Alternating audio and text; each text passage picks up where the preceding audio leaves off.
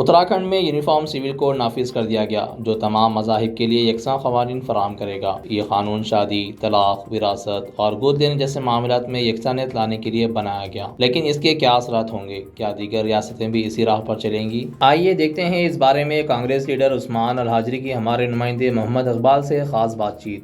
السلام علیکم ورحمۃ اللہ وبرکاتہ۔ جس طرح سے دستور میں جو گنجائش تھی کہ یونیفارم سول کوڈ کے بارے میں جو ہے، اس میں تمام لوگوں سے مشورہ لے کے ان کے مذہبی جو بھی حقوق ہے وہ پامال نہ ہو، اس پر یونیفارم سول کوڈ کے بارے میں ایک مشورہ دیا گیا تھا کہ لاگو کرنے کے لیے پہل کی جائے۔ لیکن یہاں پر دیکھا جو جا رہا ہے کہ کتنی معیوب بات ہے۔ سب سے اہم چیز یہ ہے کہ کون سے والدین ہوں گے جو اپنی لڑکی کی، خاص طور پر لڑکی کی شادی کسی بھی مذہب میں بغیر رجسٹریشن کے، بغیر نکاح کے، یا جو بھی جن کی جو رسومات ہیں شادی سے متعلق، اس کے بغیر زندگی ایسی گزار لیں۔ کوئی والدین راضی ہو سکتے کیا؟ کسی کا ضمیر گوارا کر سکتا کیا؟ یہ صرف اور صرف مسلمانوں کو آسان ترنے والا سمجھ کر غیر مسلم وہ بھائیوں کو کہ جو دیکھو ہم یونیفارم سول کوڈ لانا چاہ رہے ہیں، ہم یعنی جس طرح سے غیر مسلموں کے رسوم ہے، اور آپ طلاق کے قانون کے تعلق سے 1 سال تک طلاق نہیں دی جا سکتی، یہ بول رہے ہیں۔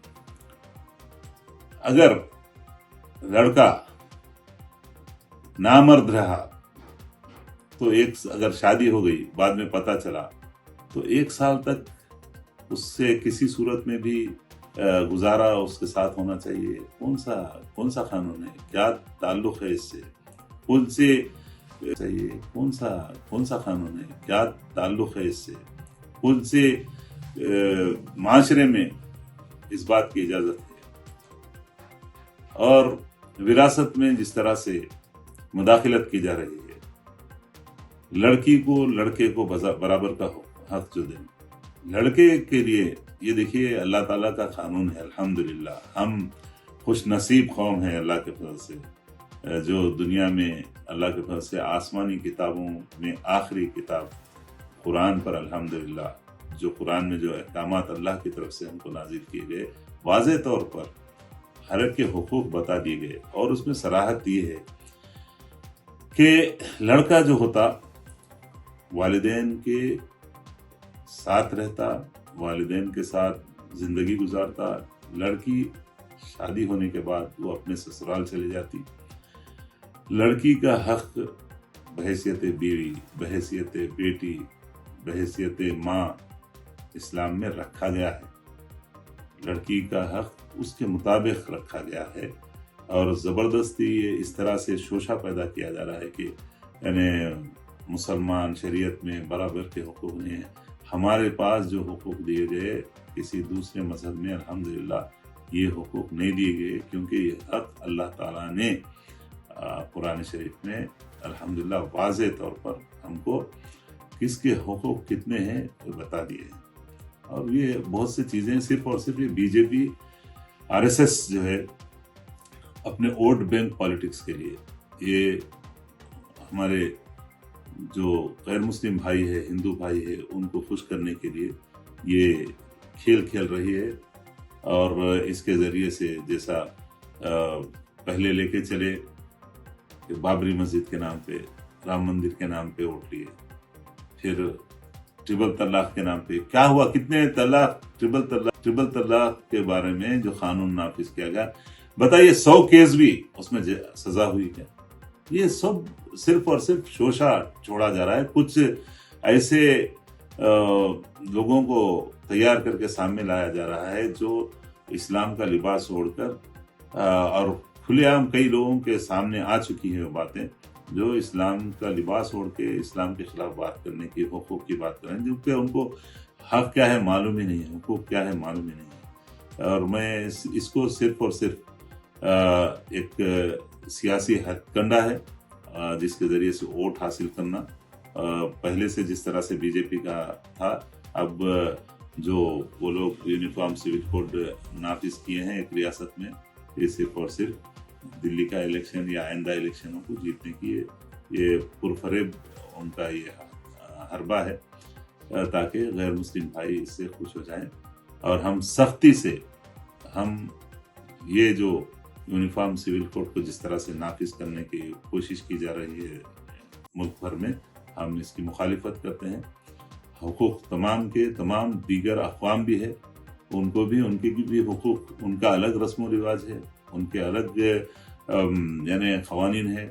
وہ سب کے سب ایک ہی قانون، جو یہ لوگ ہندو جو میرج ایکٹ ہے، ہندو قانون جو ہے، اس کے تحت اگر ضم کرنا چاہیں تو بالکل اس کی مخالفت کریں گے، اور ہم اپنی شریعت کے لیے جدوجہد کرتے رہیں گے، قانون کے دائرے میں رہتے ہوئے انشاءاللہ. سب ایک چھوٹا سا سوال، سب ان کے اندر میں بھی کئی سارے جاتیاں ہیں، جو برہمنا ہے، اچھوت جس کو بولتے ہیں، یہ لوگوں کا کیا ایک سا سول کوڈ کو ان لوگ ایک قانون میں مانیں گے؟ ان کو پھر قریب آنے دیں گے ان لوگوں؟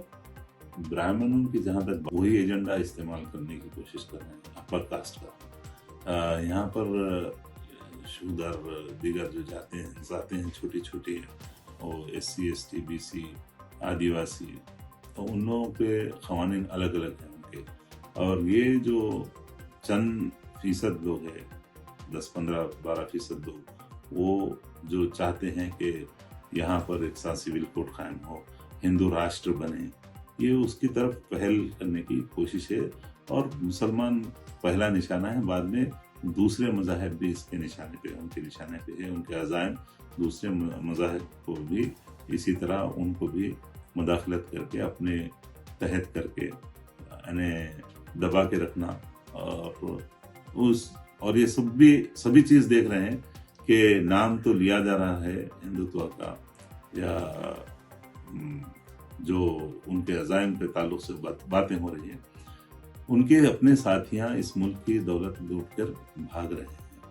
ایک سوال صاحب میرا، کیا ہم کو مسلمانوں کو اب اس کا بائیکاٹ کرنا چاہیے، ایک ہو کے متفق ہو کے جو اس کا بائیکاٹ کرنا چاہیے، یا الگ الگ جماعتوں کے طریقے سے اس کا بائیکاٹ کرنا چاہیے؟ آپ کے نقطۂ نظر سے اس کو کیا ہے؟ بالکل نہیں. مسلمان اپنی شریعت پہ، یہ اور بات ہے، الگ الگ فرقے ہیں، لیکن سب اللہ کو، اللہ کے رسول صلی اللہ علیہ وسلم کو ماننے والے ہیں. اور الحمدللہ، اور اختلافات چھوٹے موٹے رہتے، لیکن جہاں تک شریعت کا مسئلہ ہے، سب متحد ہو کر ہی مقابلہ کرنا ہے. قانون کے دائرے میں، کانسٹیٹیوشن میں رہتے ہوئے ہم سب اپنے مذہبی حقوق کی جو آزادی ہم کو دی گئی ہے اس کا دفاع کریں گے، اور کرنا بھی یہی چاہیے. میں تمام سے بھی یہی گزارش کرتا ہوں کہ سب سے پہلے شریعت سے آگاہی حاصل ہونا چاہیے. عام مسلمانوں کو بھی کیا کیا حقوق ہمارے پامال ہو رہے ہیں، کہاں کہاں یہ جو ان کے عزائم ہیں اس سے آگاہ ہونا چاہیے، بیدار رہنا چاہیے. اور علماء کرام ہیں، ہمارے بڑے بزرگ حضرات ہیں جو ہماری رہنمائی کرتے ہیں، ان کے تحت ہم لوگ انشاءاللہ تعالی متحد ہو کر آئندہ لاہمہ کے لیے کام کرنا چاہیے. Thank you sir.